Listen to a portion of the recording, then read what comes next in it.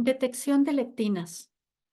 Cabría preguntarse cómo identifiqué específicamente las lectinas como la principal causa de tantos tipos de problemas de salud en mis pacientes. En realidad sucedió de manera indirecta. Tras más de 30 años de práctica médica, llegué a la conclusión de que los problemas que tenemos con nuestra salud son provocados en realidad por desencadenantes muy pequeños, que suelen ser los causantes de grandes alteraciones de la salud. Y fue la simple observación de uno de los primeros pacientes que adoptó mi programa dietético original la que me puso en la senda de la cual el presente libro es el resultado final. Las pruebas que solicito para todos mis pacientes ponen de manifiesto una serie de patrones que me han ayudado a comprender qué es lo que le está sucediendo a nuestra salud colectiva. Pero fue mi trabajo con un cliente llamado Tony lo que me hizo experimentar un auténtico momento de inspiración. Tony era un hombre de 40 y pocos años, sorprendentemente vigoroso, en buena forma y mayoritariamente vegetariano. Se calificaba a sí mismo de flexitariano. Se adoptó plenamente, que adoptó plenamente mis principios. Como consecuencia de eso, tomaba grandes cantidades de verduras, mientras que había excluido de su dieta los cereales y pseudocereales, las patatas y otras féculas, y las alubias y otras legumbres. También recortó de forma drástica su consumo de fruta y de hortalizas, que como ya hemos visto, son frutas, o más propiamente frutos, desde su punto de vista botánico. Asimismo, aumentó su consumo de pescado, marisco, aceite de pescado, aceite de oliva, aguacates y nueces de macadamia.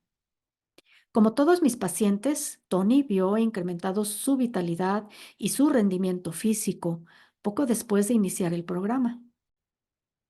No obstante, padecía vitiligo, una enfermedad que provoca despigmentación de la piel. Ese mismo problema lo sufría Michael Jackson y esa es la razón por la que su piel era más y más pálida cada año. El vitiligo es causado por la destrucción gradual de las células productoras del pigmento cutáneo, llamadas melanocitos, células neurales modificadas que migran a la piel en la fase embrionaria del desarrollo. En la época en la que trataba a Tony, el motivo por el que estas células nerviosas morían era desconocido, aunque se sospechaba de la implicación de un proceso autoinmune. El término proceso autoinmune hace referencia al modo en el que el sistema inmunitario es confundido y comienza a atacar a las células del propio cuerpo.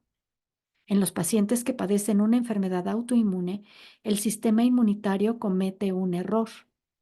En el caso de Tony, los melanocitos eran tratados como si fueran elementos invasores extraños y tuvieran que ser destruidos, lo que daba lugar a que en su piel aparecieran manchas parcheadas de despigmentación. Y no cabe duda de que su sistema inmunitario estaba realizando un buen trabajo en la destrucción de esas células que había identificado en forma errónea. A lo largo de mi vida como médico, he visto prácticamente de todo. Y en lo profesional, me gusta considerarme más bien imperturbable. Sin embargo, no pude por menos que sorprenderme cuando vi y escuché de su boca lo que sucedió cuando Tony inició mi dieta. En un plazo de pocas semanas, comprobó que el pigmento volvía a su piel. Era cierto, el vitiligo se había desvanecido, o por hablar con más propiedad, había revertido su curso y la pigmentación de la piel había vuelto a ser normal. ¿Cómo había sucedido? Francamente, por aquel entonces no conocía el motivo. Sí sabía que mi protocolo dietético tenía un alto potencial antiinflamatorio, pero ello no explicaba la resolución del vitiligo que afectaba a Tony. Hace miles de años, Hipócrates, el padre de la medicina moderna, describió la capacidad del cuerpo para sanarse a sí mismo, que él denominó viriditas, fuerza vital verde. Hipócrates consideraba que el trabajo del médico consistía en identificar las fuerzas que impedían que el cuerpo del paciente se curara a sí mismo y en erradicarlas. La viriditas nacía de este proceso. Claramente, los nuevos hábitos alimentarios de Tony habían eliminado las barricadas que impedían que su cuerpo se autosanara. Era la viriditas en acción, justo ante mis ojos.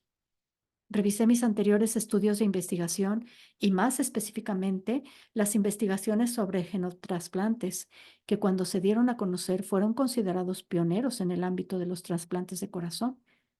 ¿Qué era lo que había en mi programa o qué era lo que no había en el nuevo régimen dietético de Tony que hacía que el sistema inmunitario dejara de atacar a sus propios melanocitos?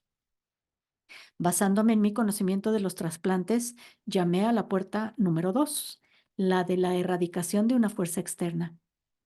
Pero, ¿cuál era esa fuerza externa? En este contexto se impone una breve explicación. La mayoría de las personas que padecen varios síntomas de salud piensa que ciertos alimentos o suplementos alimentarios tienen efecto antiinflamatorio, es decir, que amortiguan la inflamación. Lo que yo buscaba era la causa real de la inflamación, ya que conocer esa causa, si Hipócrates está en lo cierto, y lo está, permitiría detener el avance de la inflamación. En otras palabras, no era que la nueva dieta estuviera calmando la inflamación en el cuerpo de Tony, cosa que por otro lado pretenden hacer todos los regímenes dietéticos curativos. Lo que sucedía en realidad era que la dieta estaba eliminando las causas primigenias de la inflamación y al hacerlo, el cuerpo era capaz de cuidarse a sí mismo sin necesidad de compuestos antiinflamatorios. Este descubrimiento, en apariencia poco significativo, replantea por completo el modo en el que interpretamos las funciones corporales. Estaba claro que la inflamación estaba provocando el problema de Tony, pero ¿de dónde procedía? Por extraño que pueda parecer, lo que descubrí es que había inflamación en sus melanocitos, porque a su sistema inmunitario le parecían sospechosamente similares a las lectinas. El sistema inmunitario de Tony había estado atacando a los melanocitos debido a que, sin tener culpa alguna, presentaban un sorprendente parecido con las lectinas. Y como la dieta había erradicado las lectinas, la causa de la inflamación se había eliminado. A lo largo de cientos de millones de años, las plantas han ido desarrollando la estrategia de crear proteínas, como las lectinas, que se asemejan sensiblemente a estructuras críticas de sus potenciales predadores. Cuando las lectinas alcanzan la pared intestinal, activan el sistema inmunitario, que comienza a atacar sin aviso previo, lo que significa que puede actuar contra las lectinas y también contra las estructuras críticas que se les asemejan. No olvidemos que uno de los propósitos originales de las lectinas es desencadenar una respuesta inmunitaria en los nervios de un insecto para paralizarlo.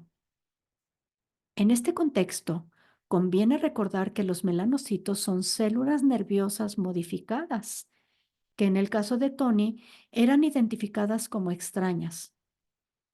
Se trata de una forma de confusión de identidades o de lo que los investigadores llaman mimetismo molecular.